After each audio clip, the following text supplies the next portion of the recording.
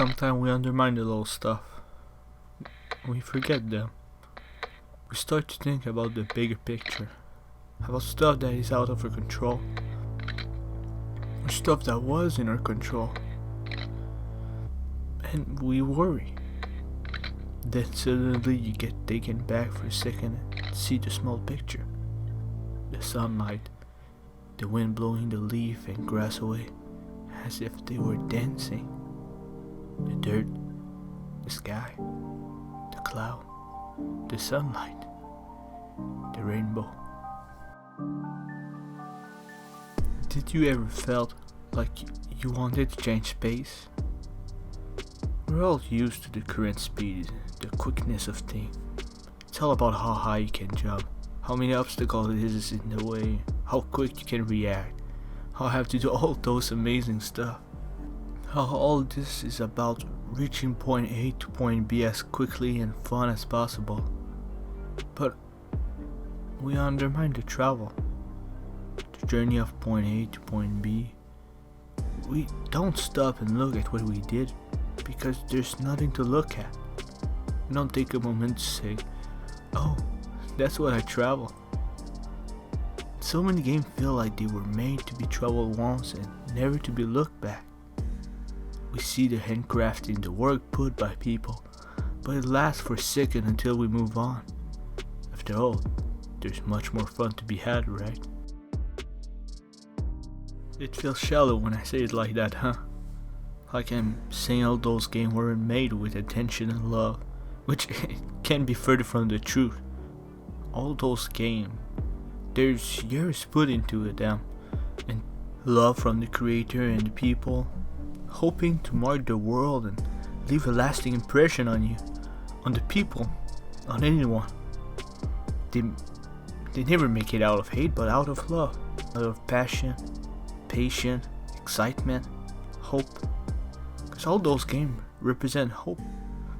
Nobody knows when they make a game if it's going to work. They worry, they think on how it would fail and bore people, but they keep going, hoping they do good, hoping they do right. Because every game are a piece of human hope. They just start to worry too much of the big picture and undermine the moment where the player just stop, where we stop and look. And that's what this is about. I'm sure you, when you finish the game, before you left to never play it again or to play it again only for after years pass, you decided to walk around, to see, to remember, to maybe experience the gameplay or the world for one last time. You can say what you want about Death Stranding, that it's boring, that there's no excitement, that it's slow and that it's just about walking. Well, I agree. You walk thousands of hours and stumble left and right on everything as if your character didn't have a spine to hold him straight. But it's calm. You don't ever have crazy stuff happening except what's around you. There's not much excitement, sure. You just need to reach someplace with a high probability of nothing happening in the journey. It's just walking, but it feels good because we undermine it. Not the game, but just us stopping and enjoying it. I don't know about you, but I never climbed a mountain again with so much struggle. Losing my balance by walking on unsteady rock, the wind pushing me back from making another step, monsters trying to kill me, bandits looking to steal from me, almost falling from a pit, slipping and dropping my luggage down the river, so I had to figure out a way to catch the luggage before it faded and just never get it back. You know, all those stuff just for me to reach some place and give away something I'll never see again. But still, when you reach it, when you reach those places, when you climb that mountain, cross that river, and walk, run those 1,000 steps, I stop. We all stop to look. Hey, I did that. You did that. And what's your reward? Sure, doing the delivery gave you a reward that makes you be able to take more weight and go faster and all the blah blah blah, right? But I'm talking about the real reward. The I guess the good stuff, or the important stuff, the little stuff, right? And it's very simple, right? It's not a big deal. It's nothing much. It's just the visual, right? It's the river, the mountain, the snow, the grass. It's the very thing you cross, right? You're very challenged. The very obstacle itself. It's your reward. I know, it's a small thing. It's meaningless. It's the small picture, the little thing that no one cares about. But it feels right. You know what's the strawberry on the sundae? The icing on the cake? The FullSilverFate on YouTube? That's her channel name, by the way. When you have to make your way back because of another delivery you have to do, when you walk those same paths you did, you notice your work on this land, your struggle, your hard work. You see them. You see every step you make and made. Every ladder you put down to reach higher place and rope to reach steady ground. And they help you. You didn't do something to never look back at it. You didn't do a level that you can only experience once. A level that you may try again and again to feel the same thing just to get more numb and number by the experience of the same artificial feeling. No, you get to see all your efforts you did and put the next effort into a new one. You walk roads that change and transform because of you. The more you walk on those old footsteps, the more you affect the ground, the more you shape them. If you cross the same grass for thousands of times, it starts to change, to make a road from your effort, from you. All that because of your hard work, because you pushed through. It wasn't anyone else that made it here, that made it easier for you to be there. It was you, because you did it, because you left your mark, because you kept going. I don't know why, but I find a certain beauty in walking this land. It's huge, it's alone, it's almost unwelcoming, and it seems empty at first as you walk, with nothing that seems instantly exciting. But it's all the small stuff together that make it all make sense, I guess. You cross those lands surrounded by stuff that were there before you ever were and ever will be. You can use cars and motorcycles, but it feels as if it wasn't meant to be driven in those lands. That this land wasn't meant for you to cross. And even though it's a game, it feels as if it wasn't made for you to play it. And reject the idea of you just skipping over obstacles, just trying to do it the easy way. You can't be an idiot and try to do stupid stuff. They won't allow it because it wasn't meant for you. Because those rocks, those rivers, those mountains are doing their own thing. Because they are your obstacle. But if you keep going, if you build bridge, create road, put rope for you, if you don't stop, here you are. Here you were. You turned those lands that weren't made for you, those lands that were just there, blocking you and pushing you down. Suddenly you turned them into a place you remember fondly. Road that you cross again and again, place you had to fight, working, pushing, and slowly you made those places yours. And you see the change. You made this place, this land feel not so lonely. You create road, bridge that help your travel and the ones of others. Doing the small thing, and it's all get to this point by just doing things over and over. Walking, running, delivering, doing the small thing really. And it all feel like a thank you. And thank you for being there. I thank you for keeping on walking. I thank you for keeping on playing. Right now, I'm just touching the surface on what Death Stranding is giving. The theme, the story, the gameplay, the character, the world, they all connect, they all fit.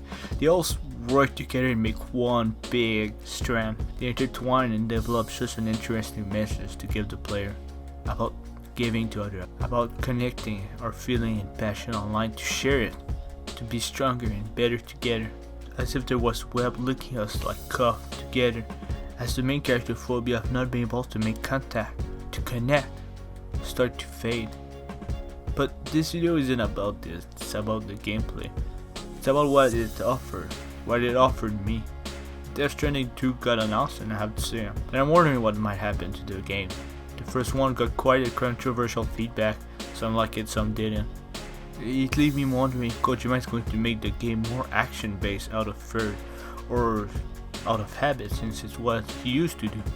Or maybe he's going down the same road, walking on the same footstep to make a bigger road, a stronger one for others, and maybe finally creating a new genre of game.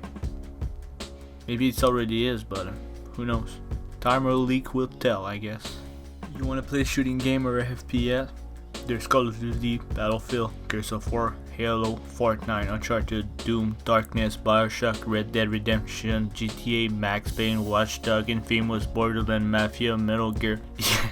I make them sound alike, but they're all different. They all offer something specific for you to play them specifically, right? But they share also a lot of similarity together. While Death Stranding, if you want to play another game like Death Stranding, it's hard to find something like it. Maybe Animal Crossing, like if you like the vibe of taking your time and all that, but I wouldn't say it's exactly the same thing.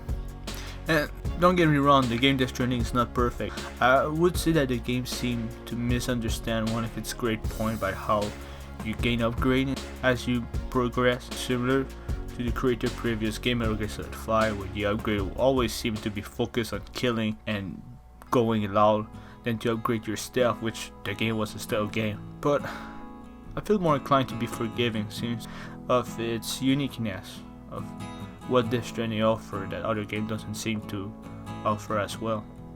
And so yeah, Death Stranding is a game about connection, how everything we do is made to help others, to work together. Even its online feature is about sharing your hard work with others and vice versa, so that we can all slowly connect our world together and make each other better as a person. So that you agree or disagree with me, it's okay if you don't like the game. I find it a pity you didn't enjoy it, but I hope you get to enjoy as much game as you can, especially those I couldn't like. So do I have any message or any big thing to say for this video? Maybe it's that any game can be whatever they want. I mean, for Christ's sake, there's games that are just about the story, just about you making a choice, right? And there's a game about you building cities, like a simulator, or there's a game about you taking care of dog. And just the idea of making a game about walking, about enjoying the slow pace of stuff, seeing the environment, the beauty of things, seeing how all of it changes as you, I don't know, conquer those lands and make them your own. There's a certain beauty of it. And I remember fondly this game kinda because it wasn't a game that, you know, overly demanding of you. It's kind of felt like a game where you could just play it and have fun. Like, I don't know, I could play Death Stranding just to pass time and you know, listen to music while playing the game and had fun. You know, it was fun. And whenever I was walking outside, I would think sometimes Death Stranding, man, I played a lot of other games, but like there wasn't any other game like Death Stranding. You know, I wanted to play that game specifically, and it's not even like my favorite type of gameplay. I'm more into Devil May Cry stuff and hack and slash, but I kept thinking of Death Stranding. And I guess maybe, you know, in some way I found it courageous what I tried to do, like in some way inspiring, and I wanted maybe to share the courage of Death Stranding, the boldness of it, because it wasn't the idea of just shocking you, but to truly create something new, something different. And you see the attempt, and I think that deserves some mention, some reward, some attention or something, some talk about it. I don't know. Anyway, yeah, whatever. Thanks for watching. Take me back to a place where I felt at home. Take me back to a day when we weren't alone. Take me back to an age when the world felt small. Way back before we blew it all. Take me back to a place where I felt at home. Take me back to a day when we weren't alone. Take me back to an age when the world felt small. Way back before we blew it all. Too many things going on, I can't keep track of them all. From people dropping